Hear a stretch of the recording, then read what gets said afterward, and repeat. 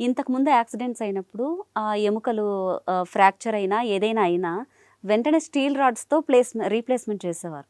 ఇప్పుడు అలాంటి ట్రీట్మెంట్ ఉందంటారా? లేదంటే వేరే కొత్త టెక్నాలజీ యెస్. ఏమైనా యూ ఉందా? Or right. ఇప్పటికీ కూడా కొన్ని చోట్ల స్టీల్‌తో చేసిన ప్లేట్స్ అవేవి చెడ్డయితే కాదు. ఓహో! ఇన్స్యూరెన్స్ చేసుకుంటే రేపొద్దున భవిష్యత్తులో ఎప్పుడైనా ఏదైతే మనకు ఉపయోగపడుతుందని చెప్పి ఇన్స్యూరెన్స్ కట్టడం. ఈట్ల వల్ల ఏంటంటే డాక్టర్‌కి ఒక ఫ్రీడమ్ వస్తుంది. లేకపోతే ఏం చేస్తారంటే ఒక చెయ్యి ఇరిగిపోయిన దగ్గర ఒక ఆపరేషన్ చేయాలంటే ఒక స్టీల్ ప్లేట్ ఏస్తే ఓ 75,000 అయిందనుకోండి. అదే మనం ఈ టైటానియం ప్లేట్ అంటుంటాం. ఈ టైటానియం ప్లేట్ అంటే ఎలా ఉంటుందంటే ఈ పసుపు రంగులో ఉంటాయన్నమాట ఈ ప్లేట్లు. ఇప్పుడు టైటానియం ప్లేట్స్. దీన్ని లాకింగ్ ప్లేట్స్ అంటాము. ఈ ప్లేట్స్ ఎయ్యాలంటే ఏంటి ఇది ఇంప్లాంట్సే ఒక 25,000 అవుతాయన్నమాట. అంటే 1,00,000 అవుతుంది. అందరూ పెట్టుకోలేరు. దురదృష్టవశాత్తు ఇప్పటికీ ఈ బిలో పావర్టీ లైన్ ఉన్నవాళ్ళు వీళ్ళందరికీ కూడా ఫైనాన్షియల్ ఇది ఉంటుంది కాబట్టి కన్షన్ ఉంటుంది కాబట్టి డాక్టర్లు కూడా ఉన్న వాటిల్లో స్టీల్ ఇంప్లాంట్స్ వాడుతూ ఉంటారు.